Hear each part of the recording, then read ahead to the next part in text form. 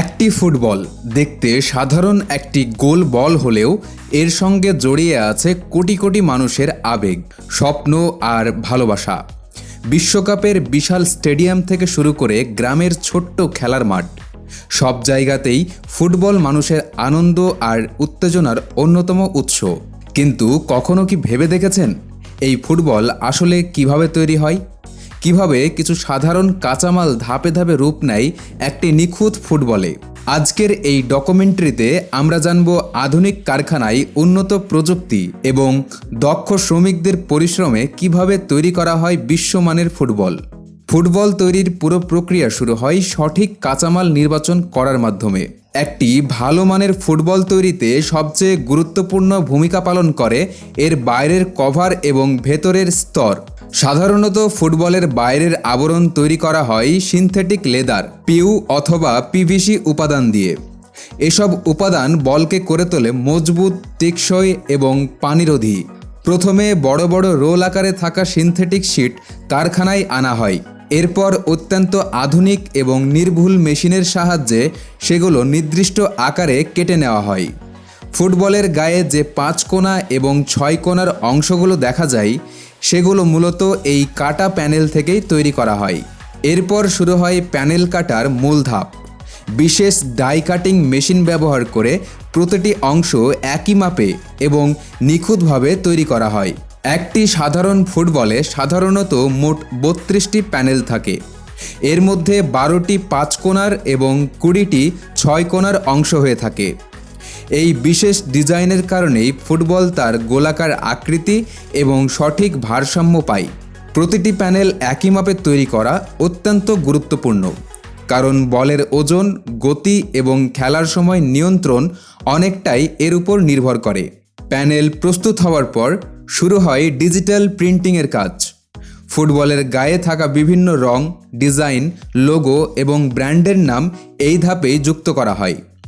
আধুনিক hit press এবং বিশেষ প্রিন্টিং প্রযুক্তির মাধ্যমে প্রতিটি ডিজাইন খুব নিখুঁতভাবে বসানো হয়। এতে শুধু বলের সৌন্দর্যই বাড়ে না, বরং এর নিজস্ব পরিচয় এবং ব্র্যান্ড ভ্যালিও তৈরি হয়। এরপর আসে ফুটবল তৈরির সবচেয়ে গুরুত্বপূর্ণ এবং সময় সাপেক্ষ ধাপ, সেলাইয়ের কাজ। বর্তমান সময়েও বিশ্বের অনেক বিখ্যাত ফুটবল প্রস্তুতকারী প্রতিষ্ঠান হাতে ফুটবল সেলাই করে, কারণ হাতে সেলাই করা ফুটবল সাধারণত বেশি শক্তিশালী এবং দীর্ঘস্থায়ী হয়। দক্ষ শ্রমিকরা ধীরে ধীরে প্রতিটি প্যানেল একসঙ্গে যুক্ত করেন। মজবুত সুতা ব্যবহার করে ভেতরের দিকে এমনভাবে সেলাই করা হয় যাতে বাইরের অংশে কোনো সেলাই চোখে না পড়ে। একটি ফুটবল সম্পূর্ণভাবে সেলাই করতে বেশ সময় লাগে, আর এর পেছনে থাকে শ্রমিকদের বছরের পর বছর অর্জিত অভিজ্ঞতা এবং দক্ষতা। ফুটবলের ভেতরে থাকে একটি বিশেষ রাবারের ব্লাডার বা এয়ার চেম্বার। এই অংশের কাজ হলো বলের ভেতরে বাতাস ধরে রাখা।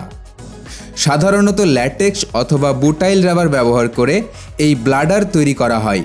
এটি বলের ভেতরে স্থাপন করার পর ধীরে ধীরে পুরো কাঠামো সম্পূর্ণ করা হয়। এরপর বলের মধ্যে বাতাস ভরে তাকে প্রাথমিক গোলাকার আকৃতি দেওয়া হয়।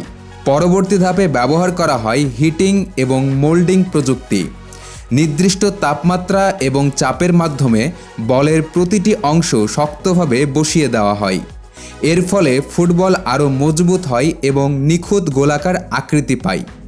এই ধাপটি অত্যন্ত গুরুত্বপূর্ণ, কারণ একটি ফুটবলের ভারসাম্য, নিয়ন্ত্রণ এবং বাতাসে চলার ধরন অনেকটাই নির্ভর করে এর সঠিক আকৃতির উপর। তবে ফুটবল তৈরি হলেই সেটি সরাসরি বাজারে পাঠানো হয় না। প্রথমে প্রতিটি বলকে কঠোর মান নিয়ন্ত্রণ পরীক্ষার মধ্য দিয়ে যেতে হয়। বল কতক্ষণ বাতাস ধরে রাখতে পারে, ওজন ঠিক আছে কিনা, বাউন্স সঠিক হচ্ছে কিনা এবং আঘাত পাওয়ার পরেও আকৃতি ঠিক থাকে কিনা, সব কিছু খুব সতর্কতার সঙ্গে পরীক্ষা করা হয়। কিছু ফুটবলকে বিশেষ পরীক্ষামূলক মেশিনে হাজার হাজার বার আঘাত করে দেখা হয়, যাতে দীর্ঘদিন ব্যবহারের পরেও এর গুণগত মান বজায় থাকে। সব ধরনের পরীক্ষায় সফল হওয়ার পর বলগুলোকে পরিষ্কার করা হয় এবং চূড়ান্ত ফিনিশিং দেওয়া হয়। এরপর প্রতিটি ফুটবলে নির্দিষ্ট পরিমাণ বাতাস ভরে সুন্দরভাবে প্যাকেজিং করা হয়। একসময় এই ফুটবলগুলো বিশ্বের বিভিন্ন দেশে পৌঁছে যায়।